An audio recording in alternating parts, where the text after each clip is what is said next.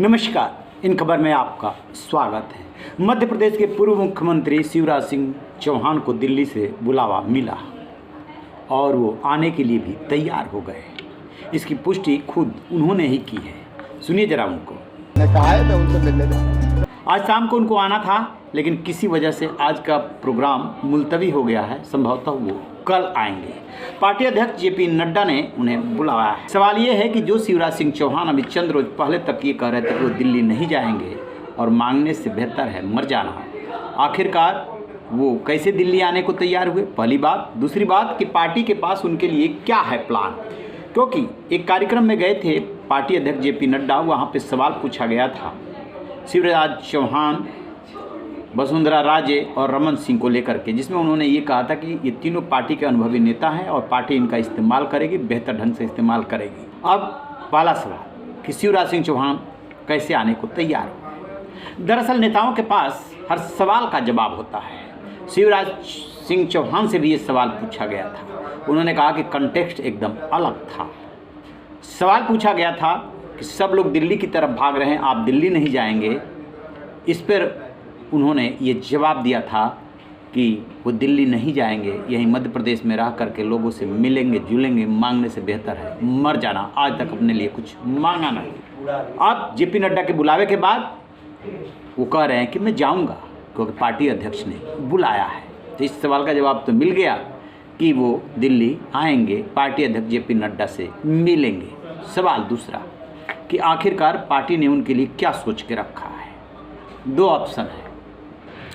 पहली बार 2014 में कहते हैं कि जब पीएम मोदी ने उन्हें कृषि मंत्री का ऑफर दिया था तब वो चुप हो गए थे क्योंकि वो मध्य प्रदेश के ही सीएम रहना चाहते थे। बाद में जो बयानबाजी हुई उससे केंद्रीय नेतृत्व नाराज हुआ था और अल्टीमेटली वो नहीं आए, तो बात आई गई, खत्म हो गई। वो नाराजगी कहते हैं कि अभी भी कायम है। तो एक तो नरेंद्र सिंह तोमर ने जो रिजाइन किया वो कृषि मंत्रालय खाली है, दूसरे के पास अतिरिक्त चार्ज है, लिहाजा कृषि मंत्रालय का प्रपोजल एज इट इज है, जो पार्टी सोर्सेज के हवाले से जानकारी मिल रही है। और दूसरी बात ये हो सकती है कि यदि वो सरकार में काम न करना चाहें तो उन्हें संगठन में जगह दी जाए और मध्य प्रदेश में वो एक्टिव रहे, क्योंकि जिस तरीके से लाडली बहना योजना ने काम किया है और मध्य प्रदेश में उनका प्रभाव है, पार्टी बिल्कुल उन्हें अकेले नहीं छोड़ेगी, यानी बिना जिम्मेदारी के नहीं रखेगी। ये बात तो कन्फर्म है। अब देखने वाली बात यह है कि जब वो मिलते हैं जेपी नड्डा से तो उन्हें क्या ऑफर किया जाता है और वो क्या जवाब देते हैं। बाहर निकलते हैं तो मीडिया से कैसे मिलते हैं। लेकिन एक चीज़ और गौर करना होगा कि शिवराज सिंह चौहान का आज तक का पॉलिटिकल करियर रहा कैसा है। सबसे पहले सुनिए इस पर एक रिपोर्ट। आखिरकार 29 नवंबर 2005 को शिवराज चौहान को मुख्यमंत्री बना दिया गया। शिवराज सिंह चौहान को जब सीएम के लिए चुना गया तब वो लोकसभा के सांसद थे। पार्टी बाबूलाल गौर की जगह नए सीएम को लेकर के मंथन कर रही थी। शिवराज का नाम दूर दूर तक कहीं नहीं था क्योंकि उनका कद उतना बड़ा तब था ही नहीं। प्रमोद महाजन उस समय सबसे बड़े पार्टी के रणनीतिकार हुआ करते थे। उन्होंने शिवराज के नाम का प्रस्ताव रखा और तत्कालीन बीजेपी अध्यक्ष लाल कृष्ण आडवाणी ने उन्हें चुन करके सबको चौंका दिया था, कुछ उसी तरीके से जैसे अब मोदी और शाह की जोड़ी ने मोहन यादव को चुना है। दूसरा सवाल ये उभरता है कि लगभग 17 साल तक मध्य प्रदेश जैसे बड़े राज्य के सीएम रहे शिवराज सिंह का आगे क्या वो केंद्र में शिफ्ट होंगे, संगठन में जाएंगे या सरकार में, या मध्य प्रदेश की राजनीति में रह करके करेंगे मोदी के लिए मार्ग तैयार? क्योंकि चुनाव और परिणाम के बाद वो ऐलान कर चुके हैं कि एक सीट की पिछली बार कसर रह गई थी, 29 में से 28 सीटें जीते थे। इस बार 29 की 29 सीटें जीत करके पीएम मोदी को तीसरी बार पीएम बनाना है। और ये ऐलान उन्होंने और कहीं नहीं बल्कि कांग्रेस के प्रदेश अध्यक्ष पूर्व मुख्यमंत्री कमलनाथ के गढ़ छिंदवाड़ा में जाकर के उन्होंने किया था। तो आपको बता दें कि उनको लेकर के दो तरह की बातें चल रही है। पहली कि उन्हें केंद्र में शिफ्ट किया जाएगा। पहले भी वो केंद्र में आने के अनिच्छुक रहे, लेकिन अब वो सीएम पद रहा नहीं, इसलिए वो संघ और पार्टी के केंद्रीय नेतृत्व की बात शायद ही टाल पाए।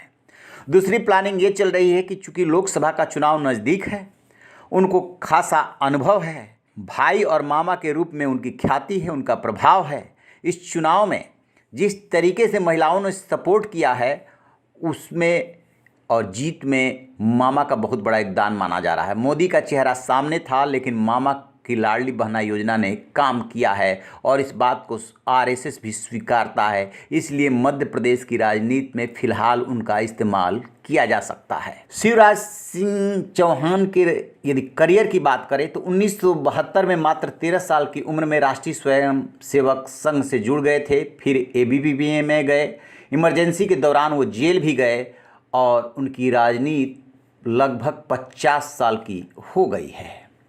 1988 में शिवराज सिंह चौहान बीजेपी युवा मोर्चा के अध्यक्ष बने। 90 में वे बुधनी सीट से पहला विधानसभा चुनाव लड़े और उन्होंने पूरे इलाके की पद यात्रा की और पहला चुनाव जीतने में कामयाब रहे। अगले साल लोकसभा चुनाव हुए। बीजेपी के अटल बिहारी वाजपेयी ने 2 सीट विदिशा और लखनऊ से लड़ा था। विदिशा उन्होंने छोड़ी, फिर वो विदिशा से लोकसभा का चुनाव लड़े और जीते। इसके बाद वो 1996, 98, 99 और 2004 में विदिशा का प्रतिनिधित्व करते रहे। इस बीच 2003 में एमपी विधानसभा के चुनाव हुए। दिग्विजय सिंह के खिलाफ राघवगढ़ से उन्हें उतार दिया गया। इस चुनाव में बीजेपी की तरफ से उमा भारती सीएम चेहरा थी, लेकिन शिवराज सिंह चौहान ये हार गए। ये उनके राजनीतिक करियर की पहली और इकलौती हार थी। 2005 में जब उन्हें सीएम बनाने का फैसला हुआ तब वो विदिशा से लोकसभा सांसद थे, लिहाजा उन्होंने सीएम पद की शपथ ली और बुधनी से उपचुनाव लड़ा। 30,000 से ज़्यादा वोटों के अंतर से जीते और 2008-13 में लगातार वो चुनाव जीतते रहे। इस बार भी वो बुधनी से ही चुनाव लड़े और चुनाव जीते, लेकिन इस बार पासा पलट गया। लगभग 17 साल तक एमपी का सीएम रहने के बाद उन्हें विदाई दे दी गई और मोहन यादव को नए सीएम के रूप में लाया गया। 2003 में राघवगढ़ से शिवराज सिंह चौहान विधानसभा चुनाव हारे थे और 2018 के चुनाव में उनकी सरकार और बीजेपी जो है वो बहुमत से दूर रह गई थी। लिहाजा कांग्रेस ने सरकार बनाई, कमलनाथ मुख्यमंत्री बने।